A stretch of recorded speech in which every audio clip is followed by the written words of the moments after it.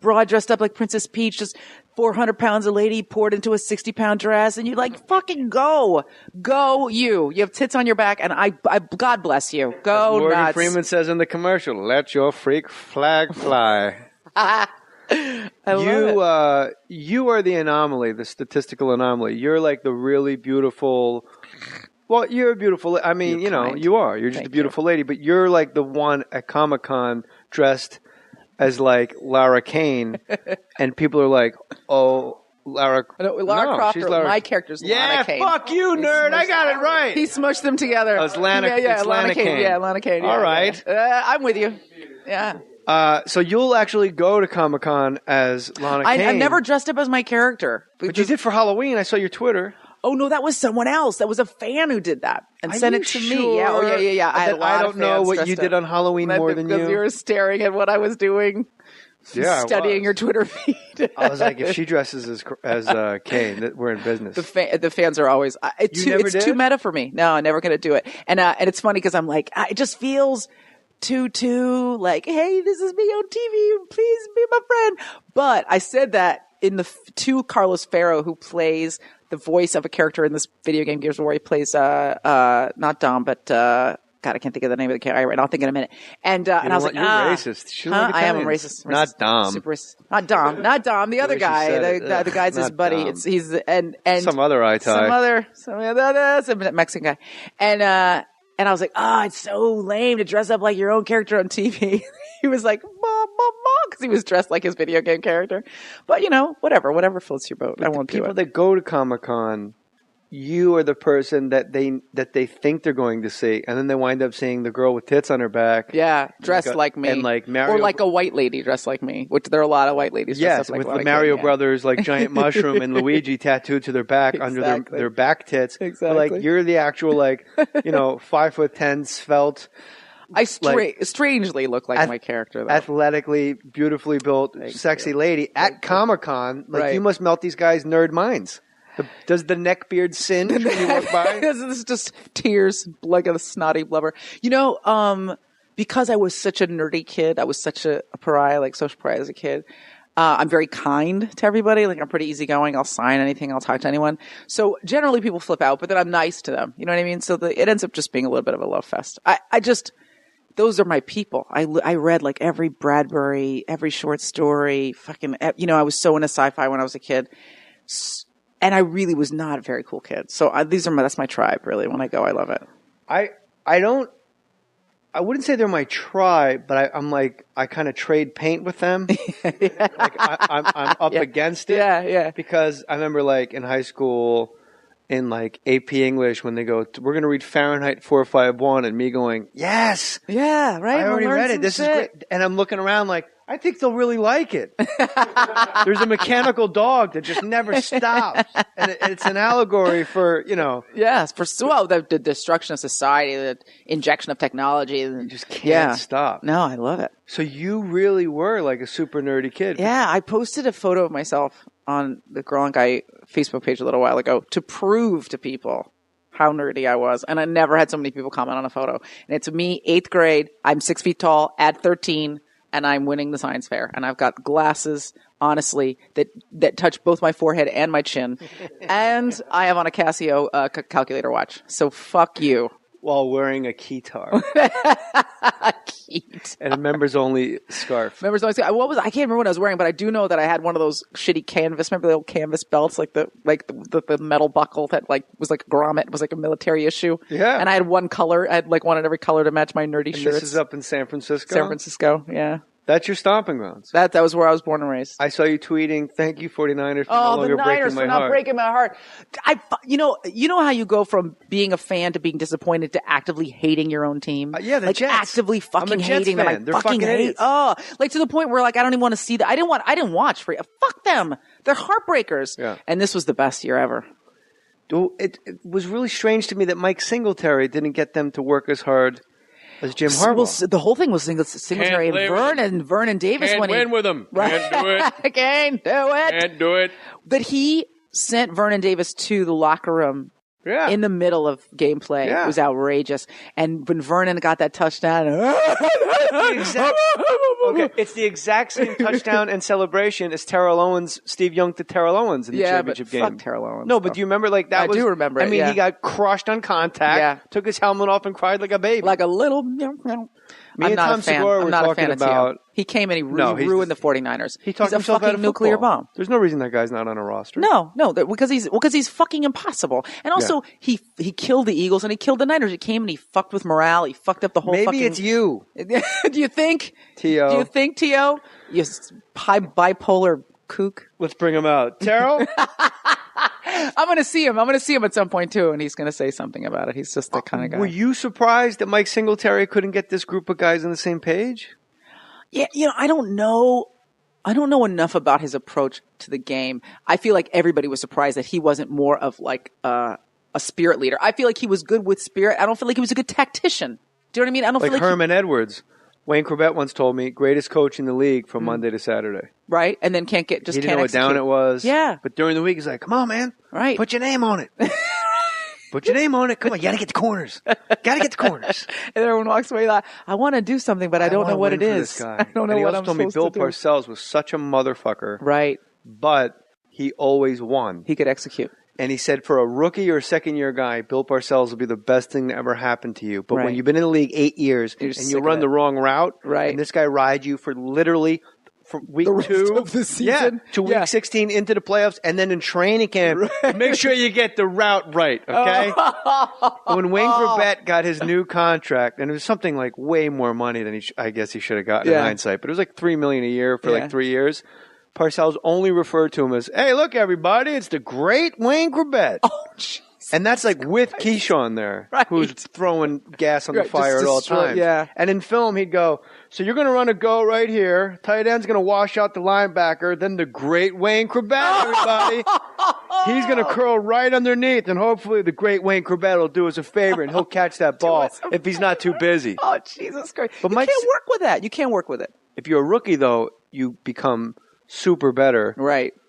Like he just harassed into excellence. Yeah, exactly. Yeah. But with just shamed into it. Singletary wore that giant wooden cross around his neck and a stopwatch.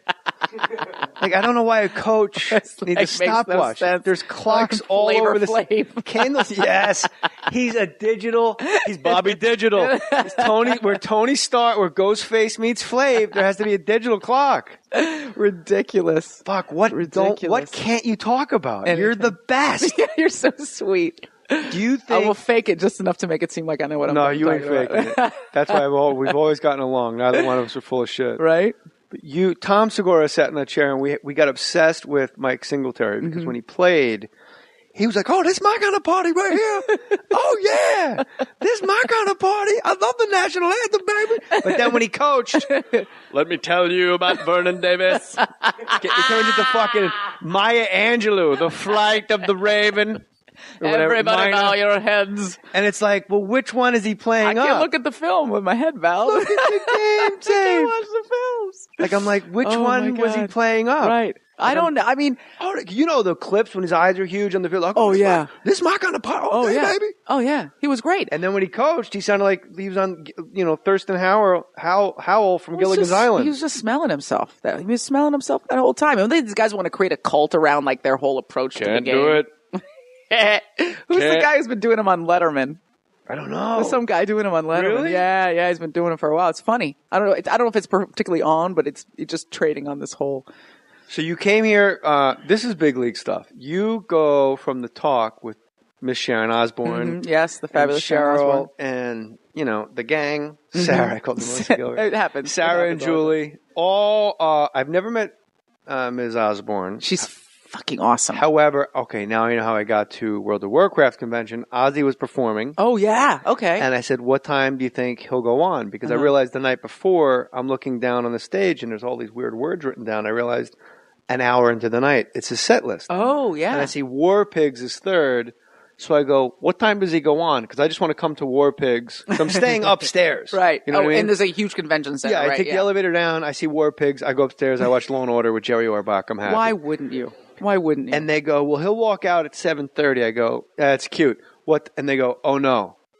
Sharon gets he'll be on stage at 7:29 and 59 as that shit clicks. He's evolving like backwards or I don't know what the direction is, but like he was a slob in his younger days. That dude is like 7:29 fucking on boom boom boom in bed by 10 o'clock watching Letterman. He's like an Ayn Rand character, like just 7:30 show. Exactly. 7:30 show, 5:30 dinner, 7:30 show, 9:30 bed. Yeah. Yeah. And I came down, they said 7:30.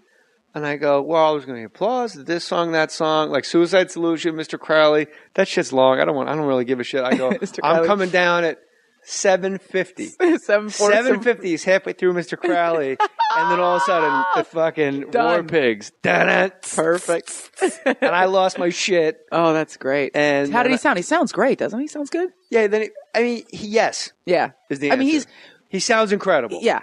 But I'm also like, I wish I could shoot foam at the audience. Right. And tell them, laugh, motherfuckers, laugh! And he's going, clap your fucking hands! And they're all just like, I guess. Why wouldn't I? We're not used to expressing ourselves.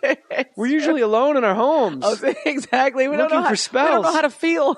And he's going, laugh! And he starts spraying him with foam. I'm like, how much would I love that at the Ontario Improv? Just walk out with silly string. Just do the whole front line.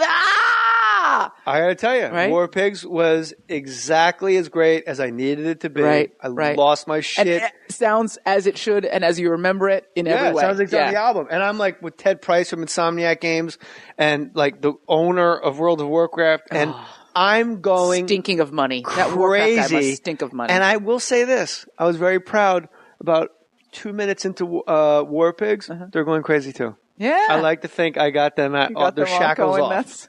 I'm like, come on, it's fucking War Pigs, man. Who was on the talk today? This will air a week from when we're recording. That's perfectly fine. I bank them in case I have to go to the hospital. I bank my shows like crazy. People get pissed. I know that there are specific guests who are mad at me. I'm caught up now, but in the fall, I was worried I was going to have to go to Canada to do a series, and so I banked like 20 shows in like 4 or 5 weeks. I was wondering how you were ahead of me. I know. Like episode 50. I'm like, what the fuck's going on around here? 50? I was panicked. I was like, what if I have to leave the country to work? You know how you get a job and all of a sudden, like a week later, you're in fucking Vancouver. And the Sutton Place Hotel? The lovely Sutton Place. I was in Toronto last year and the Sutton Place is done. And thank God it was the worst place to live ever. It was like, might as well fucking pitch a tent. What series did you think you were going to get? I did a series last year called 13 with Stuart Townsend. It's like an action, almost like a 24, like a two-hander 24. He plays a guy who lost his memory and then he wakes up and doesn't know who he is and he finds out he was an assassin. I played his like ex-lover and a CIA agent. And we shot 13 episodes in Toronto last year and it was supposed to go again this fall. I was expecting to go back. You know about this show? Only because I heard her talk about it. Oh, yeah. I was like, how have I not? It hasn't aired here. It hasn't aired here yet. It was joint Canadian and French HBO, essentially. Do you have another mic? 'Cause I know you're going to go head first into Archer in a minute. Oh, yes. You grew up in San Francisco. You went to fucking Dartmouth. Sorry. I mean, I think I got out of high school just because they could not bear having me a fifth year. Stand to have you around anymore. I was just nonstop. I think the Spanish word is tremendo, which is Spanish for it's like having a monkey. I would have guessed tremendous, but was it just like it's not tremendous? Like, it's like like those kids you see at Disneyland with like on leashes, right? Oh yeah, they're like tremendo. running around. So what did you get? And don't say you don't remember. What did you get on your SATs? I do remember, and it wasn't that high. It was maybe like a 1380. Yeah, wow. How could you live with yourself? All the Asian kids get 1600. Now I'm racist again. Sorry, they're all people. At UCLA. Yeah, you gotta be careful. You're a CBS lady. I know. Well, as Asian, is the stereotype that Asians are smart a bad stereotype? I don't think so. I don't think any Asian would deny it. Even like a fuck up Asian would be like, yeah, we are kind of smart. Asian. My wife once said to me, Asian, realize you shouldn't really make fun of Asians. And I go, why? She goes, they're our best citizens. I go, what do you mean? She goes, they are constantly working. They make a shitload of money. They spend a shitload of money. They gamble their cocks off. Yeah, they don't break the law. No, and they take care of their elderly. They take care of their old people. They don't put them in a home. They're like super tight knit. Yeah, that driveway is clean. There's never. You saw outside. There's some dog shit bag in my driveway. I'm like, who's this? Sitting. First of all, or a bag of candy. How could you be living in a neighborhood like this? And we live in similar types of neighborhoods, even though I live on the other side of LA. And you walk out and someone has let their dog shit in your lawn. I will shoot you. I will take your fucking life. That is outrageous. My neighbor said he came out of his house one morning, like drinking a cup of coffee, getting the paper, and a lady was standing in his yard, letting her dog shit on his lawn. And he's like, hey, and she goes, lay off the coffee. Bitch, I will tackle you now and shove your nose in it. My dad used to, that would happen when I'm from Long Island, and he would stalk the people for a week and then start taking the dog shit and putting it on their front porch, like every day. Yeah. Is Bill Shakespeare over there? It's unacceptable. If you have a dog and you do that. I'll actually go to Comic-Con as Lana Kane. I've never dressed up as my character. But you did for Halloween. I saw your Twitter. Oh, no, that was someone else. That was a fan who did that and sent it to me. Yeah, yeah. I don't know what you did on Halloween more than you. Because you were staring at what I was doing. Yeah, studying your Twitter feed. I was like, if she dresses as Kane, we're in business. The fans are always broad dressed up like Princess Peach, just 400 pounds a lady poured into a 60-pound dress, and you're like, fucking go you. You have tits on your back, and I God bless you. Go Morgan nuts. Freeman says in the commercial, "Let your freak flag fly." You are the anomaly, the statistical anomaly. You're like the really beautiful. I am a racist. Not Dom. Super racist. Not Dom. The other guy. The guy's his buddy. He's and some other some Mexican guy. And I was like, it's so lame to dress up like your own character on TV. He was like, because he was dressed like his video game character. But whatever floats your boat. But I won't do it. People that go to Comic-Con. Well, you're a beautiful. I mean, you are. You're just a beautiful lady. But you're like the one at Comic-Con dressed as like Lara Kane, and people are like, "Oh, Lara Croft." My character's Lana Kane. Yeah, fuck you, nerd. I got it right. He smushed them together. Oh, it's Lana. Yeah, Lana Kane. Yeah, Lana Kane. Yeah, all right, I'm with you. Yeah. So it's too meta for me. No, I'm never gonna do it. And it's funny because I'm like, it just feels too like, hey, this is me on TV. Please be my friend. But I said that in to Carlos Ferro, who plays the voice of a character in this video game Gears of War. He plays not Dom, but God, I can't think of the name of the character right now. I'll think in a minute. And I was like, you're racist.